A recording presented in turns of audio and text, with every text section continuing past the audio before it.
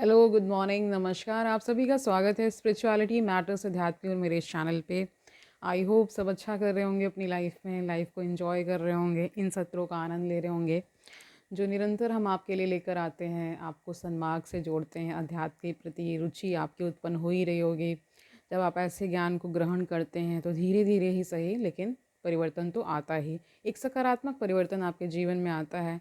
आप उसको अपने अनुभव में समझ पाते हैं ना, कि एक्सपीरियंस तो होता ही है ना, कि ये मैंने राह पकड़ी और मैं यहाँ तक पहुँचा। इस राह में चलते हुए मुझे शांति, अनुकूलता, है ना, पर्याप्त सहयोग, लोगों से प्यार, सद्भाव सब कुछ मिलता है। तो शुरू करते हैं आज का सेशन। Let's get started. तो जो टॉपिक चल रहा था, शून्य ही मेरी तलवार है, ये टॉपिक था। और जो किताब का जो शीर्षक है वो क्या है? अनंत से अनंत की ओर। तो लेते हैं आज एक और प्रश्न। ठीक है, देखें क्या ओशो उत्तर देते हैं। ओशो से कोई पूछ रहा है, कोई उनका अनुयायी, फॉलोवर ही। ठीक है। ओशो, एक बार मैंने आपको सदगुरु के काम की तुलना एक सर्जन के काम से करते हुए सुना था। इन अर्थों में आपके साथ आपके शिष्य की भांति रहते हुए मैंने अनुभव किया कि मेरे जो भी मुखौटे थे, आपने उन्हें बड़ी सफाई से काट कर अलग कर दिया। वस्तुतः बगैर कुछ दिए ही आपने मेरी ऐसी अद्भुत शल्य चिकित्सा कैसे कर दी? इसका उत्तर ओशो देते हैं। शून्य ही मेरी तलवार है, या इतनी सूक्ष्म है कि तुम इसे देख भी नहीं सकते, और काम निश्चित ही इतना नाजुक और कोमल है कि इसे स्थूल उपकरणों से किया भी नहीं जा सकता। क्या तुम शून्य की तलवार को मेरे हाथों में देखते हो? वह यहाँ है। ये उत्तर दिया ओशो ने। नेक्स्ट क्या पूछा ओशो? मुझे और कितने समय तक आपके पीछे भागना पड़ेगा? उत्तर देते हैं ओशो, यह तुम पर निर्भर है। तुम मेरे साथ साथ दौड़ सकते हो, या चाहो तो मेरे आगे भी भाग सकते हो, बस कहीं दूर न भाग जाना। नेक्स्ट प्रश्न ओशो, क्षण क्षण में जीते हुए मेरी स्मृति बदतर से बदतर होती जा रही है। कुछ न करते हुए मेरा शरीर और मेरा मन ज़्यादा से ज़्यादा आलसी होता जा रहा है। अपनी आंख बंद करने पर मैं अहंकार के अतिरिक्त और कुछ भी नहीं देखता हूँ। कुल मिलाकर मैं इस सब का पूरा पूरा आनंद ले रहा हूँ तथा संतुष्ट एवं धन्यवाद से भरा हुआ अनुभव करता हूँ। लेकिन एक प्रश्न मुझे कचोटता है। मैं कैसे जानूँ कि यह एक गधे का आत्मसंतोष नहीं है? तो ये इंटरेस्टिंग प्रश्न है। इसका उत्तर जानते हैं ओशो ने क्या दिया। निष्क्रिय, सच पूछो तो यह एक गधे का ही काम है, पर तुम कोई साधारण गधे नहीं हो। तुम एक जर्मन गधे हो। गधे को जर्मन में तुम क्या कहते हो? एसोल, है ना, एसेल कुछ इन्होंने लिखा है। तो तुम एक एसेल हो। लेकिन जर्मन गधों ने बड़े बड़े काम किए हैं, 2 विश्व युद्ध, और उनके बिना तीसरा युद्ध असंभव है। गधे तो हर देश में हैं, पर जर्मन गधों से कोई मुकाबला नहीं कर सकता। भारत में भी गधे हैं, मगर उनसे तुम यह झेन सूत्र नहीं कह सकते कि चुपचाप बैठना, कुछ ना करना। देखिए, कुछ ना करने में खलबली मचती है कि पता नहीं क्या कर रहे हैं। क्या मेडिटेशन में लोगों को बहुत बेचैनी सी अनुभव होने लगती है। ये उसका कारण ये है कि कुछ भी जब आप नया प्रयोग करते हैं तो थोड़ा सा झंझावत लगती है ना। अगर उसको सहन कर लेंगे तो फिर निश्चित ही सब ठीक हो जाएगा। क्योंकि यही तो वे सदियों से करते चले आ रहे हैं, लेकिन घास अभी तक नहीं उगी है। घास उगने के लिए जर्मन गधे की ज़रूरत होती, क्योंकि भारतीय गधे के लिए तो वह सिर्फ एक स्वाभाविक बात है, उसमें विशिष्ट कुछ भी नहीं है। जर्मन गधे के लिए तो चुप बैठना, कुछ न करना असंभव सा जान पड़ता है, और चूंकि यह असंभव जान पड़ता है, जर्मन गधे के अहंकार को चुनौती लगती है, और वह कर पाए तो घास को उगना ही पड़ेगा। यहाँ पे एक सांकेतिक अर्थ भी है कि एक कंपैरिजन ड्रॉ हो रहा है कि बाहर जर्मनी से और यहाँ के भारत के है ना, लोगों से, ठीक है, एक रूपक के फॉर्म में संबोधित कर रहे हैं। इसलिए निष्क्रिय, चिंता ना करो, विश्राम में रहो, और गधे पुराने बुरे आदमी नहीं हैं, बड़े दार्शनिक किस्म के प्राणी हैं। या कोई संयोग नहीं कि जर्मनी ने संसार के महानतम विचारकों को पैदा किया, ठीक है, समझ पा रहे हैं, क्योंकि वहाँ बहुत सारे दार्शनिक विचारक पैदा हुए, बहुत सारा उन्होंने ज्ञान दिया लोगों को, है ना, पूरे विश्व को। और कहा भी जाता है कि जो धरा ऐसी विभूतियों को जन्म देती है वो भी विशिष्ट हो जाती है ना। तो कह रहे हैं गधे दार्शनिक होते हैं, वे सदा चिंतन मनन करते रहते हैं। जरा किसी गधे को गौर से देखो, तुम कभी भी उसे बिना विचार करते हुए ना पाओगे। लेकिन सारे संसार में बेचारे गधे की निंदा की जाती है, और उसका कुल कारण इतना है कि वह बेचारा धर्म ग्रंथ नहीं लिखता, वह प्रवचन नहीं देता, वह सूली पर नहीं चढ़ाया जाता, वह इतना सरल और इतना शांत जीता है जैसे कि वह है ही नहीं, ठीक है।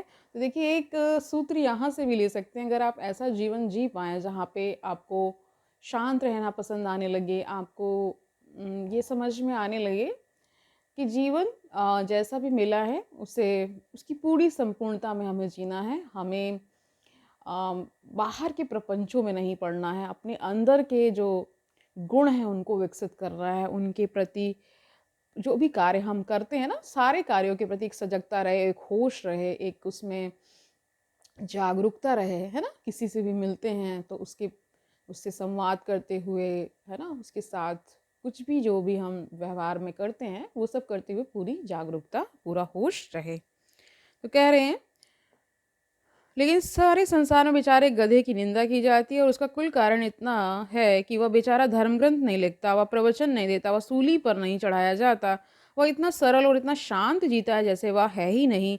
सारे संसार में इतना उपद्रव चलता रहता है, पर गधों के लिए जैसे कुछ भी घटित नहीं होता। वे हमेशा समयातीत क्षण में ही जीते हैं, यानी समय के पार। इसलिए निष्क्रिया, जब मैं कहता हूँ तुम एक गधे हो तो इसका बुरा मत मानना। अपने कमरे में शांत बैठे बैठे स्वयं को बस एक एसेल एसेल उसको बोल रहे हैं गधे को ना, समझना और इसका आनंद लेना। पागल मनुष्य होने से यह ज़्यादा बेहतर है। हर तरह की बीमारियों से ग्रस्त एक रुग्ण आदमी होने से तो गधा होना कहीं ज़्यादा बेहतर है। क्या तुम किसी गधे को पागल होते कह रहे क्या तुमने किसी गधे को पागल होते सुना है, या कभी गधे की को मनोचिकित्सक के पास जाते या आत्महत्या करते या किसी की हत्या करते अथवा किसी के साथ बलात्कार करते सुना है? ऐसे निर्दोष प्राणी हैं वे, पूरी तरह से उनका समर्थन करो। स्मरण रहे, अगर पूरी दुनिया भी उनकी निंदा करे तो भी मैं उनके पूरे पक्ष में हूँ।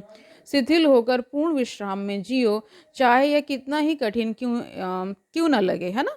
अगर एक जर्मन शिथिल होने का निर्णय कर ले तो वह शिथिल होकर ही रहेगा, जबकि भारतीय व्यक्ति शिथिल होने का निर्णय तो कई बार कर ले सकता है, लेकिन वह शिथिल तो कभी नहीं हो नहीं पाता, है ना, कभी हो नहीं पाता। तो कह रहे हैं कि वहाँ पे और यहाँ के जर्मनी और यहाँ के भारत में ये अंतर पाया जाता है कि यहाँ का आदमी अगर एक बार तय कर ले कि उसे शांत बैठना है, उसे मेडिटेशन करना है तो कर भी ले, लेकिन यहाँ का आदमी तो शिथिल होकर भी क्या करता है, शिथिल होकर भी बहुत ज़्यादा उत्पात मचा देता है ना। यहाँ के लोगों को आप देखते होंगे। मैं कलकत्ता में एक बहुत धनी आदमी के घर में ठहरा करता था। उनका नाम था सोहन लाल दुगड़। उनकी उम्र कोई 75 या 80 वर्ष की होगी, लेकिन वे मुझे बहुत प्रेम करते थे और उन्होंने मुझसे यह वादा करवाया था कि जब तक वे जीवित हैं मैं और कहीं नहीं ठहरूंगा। मेरे साथ एक मित्र और थे जो कट्टर धार्मिक किस्म के थे। वे ब्रह्मचारी थे और संसार को त्याग कर साधु होने का प्रयास कर रहे थे। रात में जब हम बैठे हुए गपशप कर रहे थे, सोहनलाल दुग्गड़ ने कहा, अपने जीवन में मैंने 3 बार ब्रह्मचर्य व्रत की कसम ली।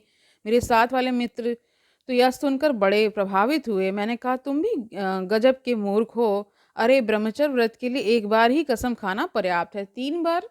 ऐसा उन्होंने प्रश्न किया मजाक मजाक में। उन्होंने कहा, हाँ मैंने तो यह सोचा ही नहीं। बात तो आपकी ठीक है, लेकिन हमें पूछना चाहिए कि फिर चौथी बार क्या हुआ। मैंने कहा, एक वृद्ध सज्जन से यह पूछना उसे असमंजस में डालने जैसा है। 3 बार ब्रह्मचर्य व्रत लेने के बाद उन्होंने इस तथ्य को पहचान लिया होगा कि यह उनके बस की बात नहीं है। देखिए बहुत सारे लोग कसम और ये सब कर लेते हैं, लेकिन वो उसका पालन नहीं कर पाते क्योंकि दृढ़ प्रतिज्ञ नहीं हो पाते हैं और बहुत जल्दी फिसल जाते हैं। उनका खुद पर इतना कंट्रोल नहीं रहता। यही बात यहाँ चर्चा में कही जा रही है। अतः इसके बारे में बात ना उठाना ही उचित है, लेकिन वे आग्रह करते रहे। अगली सुबह उन्होंने उन वृद्ध सज्जन से पूछ ही लिया तो सोहनलाल दुग्गड़ बोले, चौथी बार? क्या तुम सोचते हो कि 3 बार पर्याप्त नहीं है? चौथी बार मैं हिम्मत ही ना जुटा सका, 3 बार जो असफल हो गया। भारतीय आदमी ध्यान करने का, शिथिल और शांत होने का, सन्यासी हो जाने का निर्णय तो खूब करता है, लेकिन बस उसके विचार ही शुभ होते हैं। तुम सौभाग्यशाली हो निष्क्रिया कि तुम जर्मन हो। अगर तुम शिथिल होने का निर्णय करोगे तो उस पर भरोसा किया जा सकता है, वह विश्वसनीय होगा और मैं जानता हूँ कि उससे तुम्हारे काम में बाधा नहीं पड़ेगी। निष्क्रिया अपने काम में निपुण है, वह जर्मनी का एक प्रसिद्ध फिल्म निर्माता है, परंतु उसने अपना सारा व्यवसाय बंद करके मेरे साथ रहने का निर्णय किया है। तुम शायद सोच भी नहीं सकते कि उसने अपना एक बहुत बड़ा फलता फूलता व्यवसाय बंद कर दिया है। वह वहाँ बहुत धन कमा रहा था और यहाँ अब सिर्फ वह मेरे फोटो उतारता रहता है और कुछ भी नहीं करता। यह निर्णय ले पाना बहुमूल्य है या निर्णायकता रीढ़ प्रदान करती है। आपने एक शब्द सुना होगा, रीढ़ की हड्डी, है ना? ये उसके लिए कहा जाता है, यानी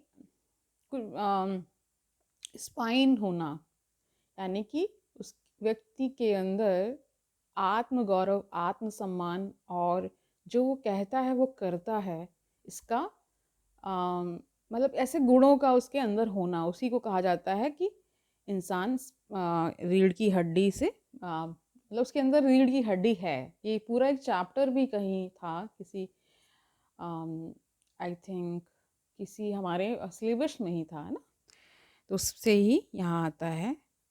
यहाँ कहने का मतलब है एक दृढ़ प्रतिज्ञ व्यक्ति जो कहता है वो करता है, ऐसा वाला व्यक्ति उसको कहा जाता है कि उसके पास रीढ़ की हड्डी है। स्पाइनलेस नहीं है, स्पाइनलेस मतलब जिसके पास रीढ़ की हड्डी नहीं है।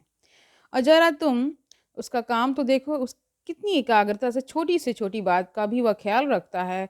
उसे अपना कैमरा यहाँ ठीक से जमाने में 4 घंटे लग जाते हैं और लगातार सोचता रहता है कि कैसे इसे और ज़्यादा से ज़्यादा सुधारा जाए, क्योंकि मैं नए नए सुधार देखता रहता हूँ। ये नई छतरियाँ लग गई हैं, इतने सारे फ़ोटो खींचते रहे हैं, वे सब मेरी आँखों को चोट पहुँचाते रहे हैं।